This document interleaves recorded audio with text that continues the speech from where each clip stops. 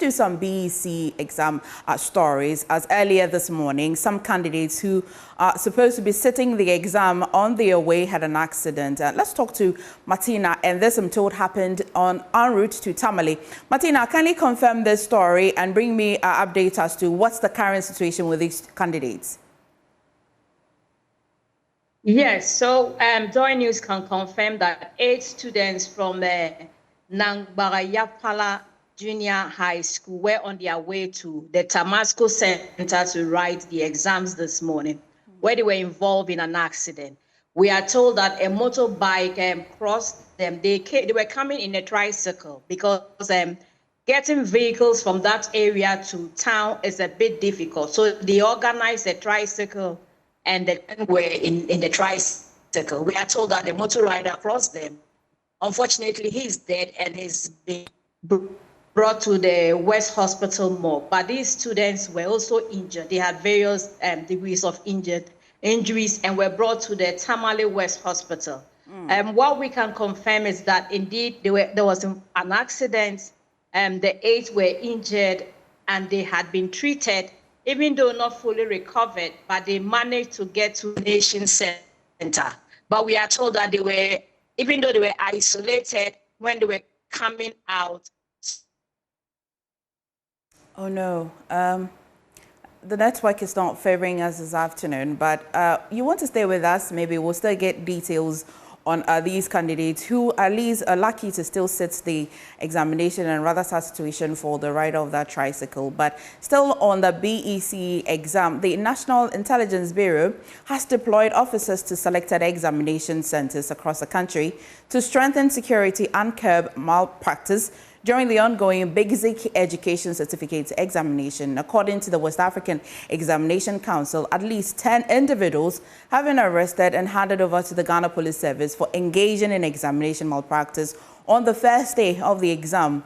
Now, the group includes 6 vigilators and 1 supervisor, signaling potential breaches in internal oversight mechanism. Speaking earlier on the AM show, the head of public affairs at WAEC, John Kapi, confirmed the arrest and emphasized the council's continued collaboration with the Ghana Education Service and the NIB to minimize incidents of malpractice during the examination period.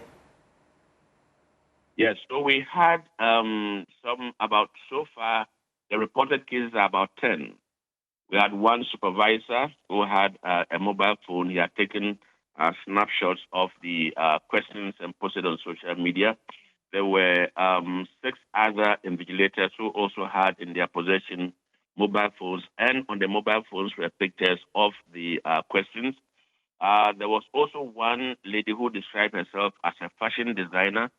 She had in her possession photocopied responses that she was going to distribute to the candidates. And then 1 student nurse and 1 administrator of a private school. All of these people were trying to solve the questions and then send same to the candidates in the examination hall. Our monitors were swift enough to pick them up.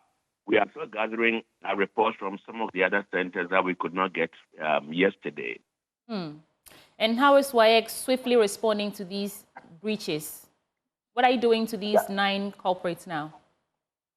Well, for now, these 9 have been handed over to the law enforcement agencies. Their actions are considered criminal per the WAEC law. So they've been handed over to the police, and the police will work out and get them to court. Yesterday, I was in a conversation with the NIB boss in the Ahafo region, and I mentioned to him some of the hotspots that we had discovered based on the responses that were coming from there. And so he gave me the assurance that they were going to deploy some of their staff to those areas to ensure that sanity prevails. Again, the Ghana Education Service has sent out some personnel. They are helping with the monitoring of the examination centers. Our personnel are also out there, and we think that our increased presence will deter people from engaging in these acts. And the Director General has indicated that any teacher who is found culpable could even lose their job. John Kapi further revealed WAEC is taking a no-tolerance stance on cheating with a strong warning that stiffer sanctions are being rolled out, including the immediate dismissal of any teacher found complicit. Let's analyze this with Dr. Peter Anti, Executive Director of the Institute of Education Service. Doc, thank you for joining us today on Joy News. Now, what's your reaction generally? Every year, exams will not end without you hearing some records of malpractice. As compared to last year, the exam is still ongoing, but so far, are you surprised at the numbers? Thank you very much, and good afternoon to your viewers.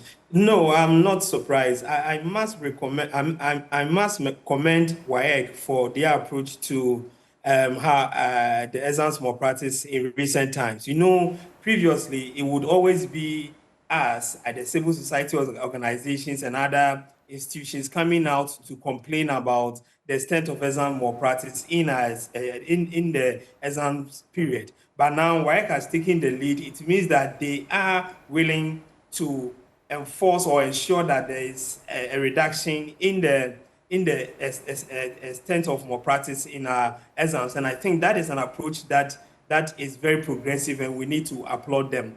It is interesting that we have about 9 or 10 people who have been arrested in relation to exams malpractice.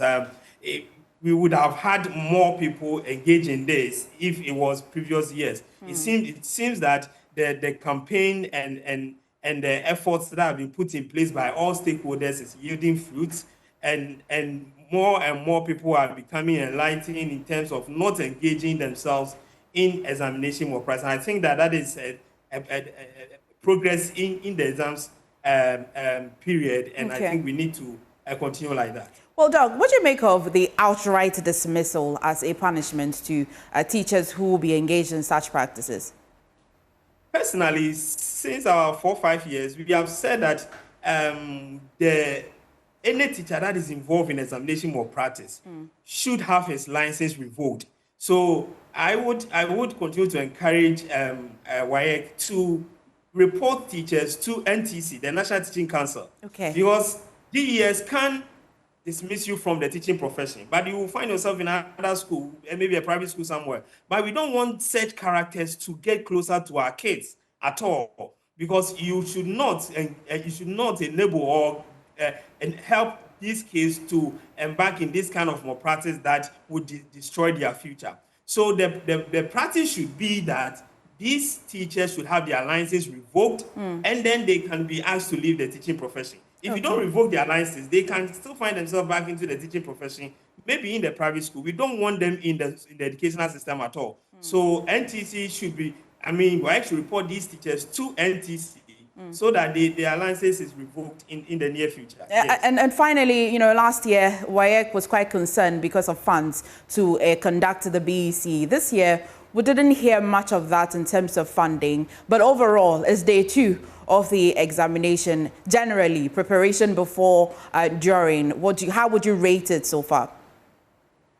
I think things are moving on smoothly. WAEC, I think, indicated that they receive a certain percentage of the amount that they need to run this test. Normally, the challenge is after the exams, those who will mark the examiners, assistant examiners, how to pay them and other things. And I believe that the current administration, the current government, the Minister of Education and his people have learned from the challenges that the previous government experienced, and they will not toe the same line in terms of giving WAEC the needed resources to run the examination as it's supposed to be. So we are hoping to have a very fruitful period for this BECE, and hopefully no more incidents would be recorded. And we also pray that those who are traveling will have safe travels from their houses to the exam center and back to their houses. It breaks the heart to hear kids involved in an accident simply because they want to go and write an exam. That should not happen.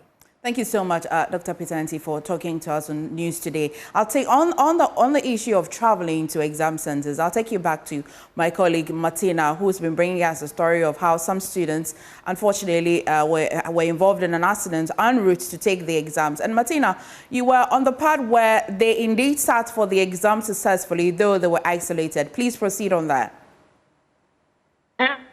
they haven't been able to write. Okay. They arrived, even though they had not been discharged, the students insisted that they would want to go and still write. They were released from the hospital. They got to the center. They were coming out of the exams hall, having written the first paper. They were isolated, allowing the rest to go, and then they moved in so that they'll be able to take their own. But unfortunately, they were denied the opportunity to write. And when that was announced to them, some of them started collapsing again, and they have moved them, as we speak, back to the West Hospital as we speak. Well, beyond they undertaking the decision to want to take the exams, do we know why they were denied? Is it that the vigilators or supervisors thought that they were not strong enough to take the exams?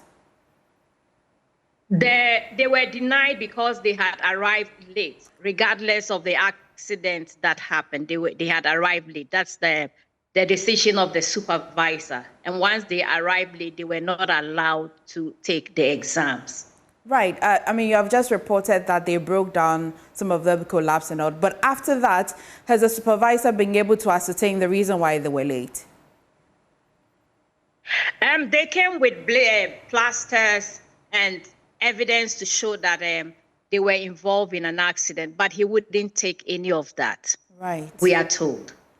Right, Martina, thank you for bringing us updates. Of course, this is a developing story again, and we'll be bringing you anything that will happen afterwards.